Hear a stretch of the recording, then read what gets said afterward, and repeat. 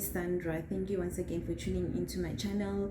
Kindly please subscribe, share, and like. So today I'm here to discuss, rather, not to teach or anything, or like to say something based on my experiences. Of course, I will say something based on my experiences, but I'm here to basically like discuss this matter, right? This thing about the extra streams of income. What are extra streams of income?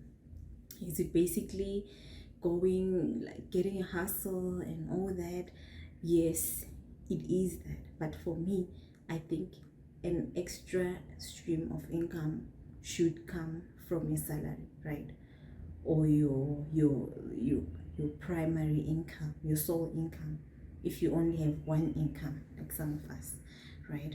So there's this terminology that is taught about by a lot of people who are into just basically giving financial advice and just guidance, rather, here on YouTube. So one of the mechanisms that I copied was the spreadsheet, right? The spreadsheet mechanism. So in the spreadsheet, I write down all my expenses, right? And all my expenses, all my debts, everything, including just doing my hair and makeup and nails and everything.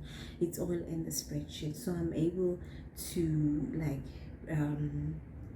what do you call it, to just predict, to say how much am I going to basically save up every month. So what I do is that so I know that we all cry because we're like, no, I like, things are hard, I wish I could have like an extra stream of income. But I feel like if you do a spreadsheet, right, and just basically to write down all your expenses, right, and like basically having a view of how much you're going to save up, you'll be surprised, because you will see that there are gaps, right, in your income that you're getting, where you can like easily just get like extra money.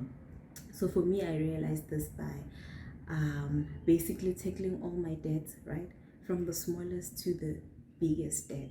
Because sometimes we tend to want to be so comfortable with debts, like get married with debts, right, forgetting that that's the money, that's the extra money that you could easily get. Like let's say, for instance, if you have a clothing account and you own 3,000 rand on that clothing account, and you're paying like 200 rand a month, just focusing on the debt and making sure you pay off the debt in 6 months, that you're done. You know that after 6 months you have 200 rand extra of income, that you can do anything you want with that.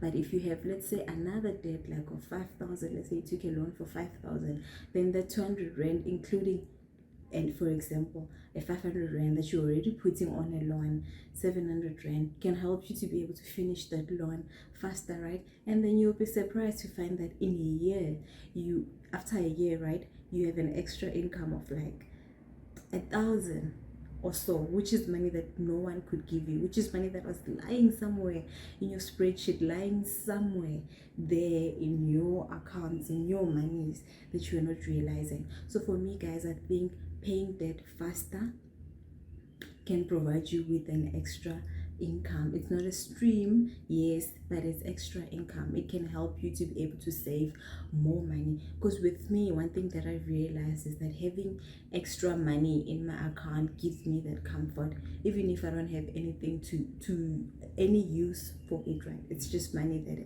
I'm saving up, right, on an emergency account. It provides me with that comfort. One thing that I know that Ramsey, you should check out this other show here on YouTube called Ramsey's Podcast. It teaches people on how to pay off their debt. And one thing that he always says, that always have 1,000 rand, because here we are in South Africa, I'll just say 1,000 rand, because obviously $1,000 converted to rand will be a lot of money. So always just make sure that in as much as you're paying your debt, always make sure that at least you have 1,000 rand that you save up and put it into your emergency account. Because emergencies are things that can just, that's why it's called an emergency. It just emerges from nowhere, and you would want to have at least some money for you to be able to deal with your emergencies without having to be more broke, without having to take more debt.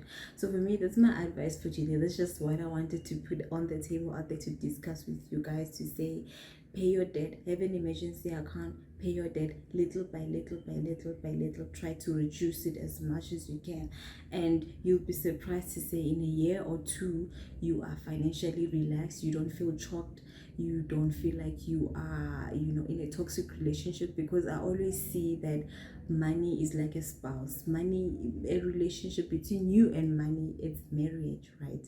It's like a marriage. So who would want to be in a toxic marriage, right? Because a marriage is a commitment. That's what I'm saying, marriage, not a relationship. Who would want to be in a toxic relationship? You don't want that. So try to pay off your debt, have an emergency account, and then give yourself a time frame. In 2 years or whatsoever you're done with your debt, then you have like extra 2,000, 3,000 that you can just save up or use for whatever bigger goals that you have been planning. Thank you so much, guys, for tuning in. Please kindly subscribe, like, and share my video.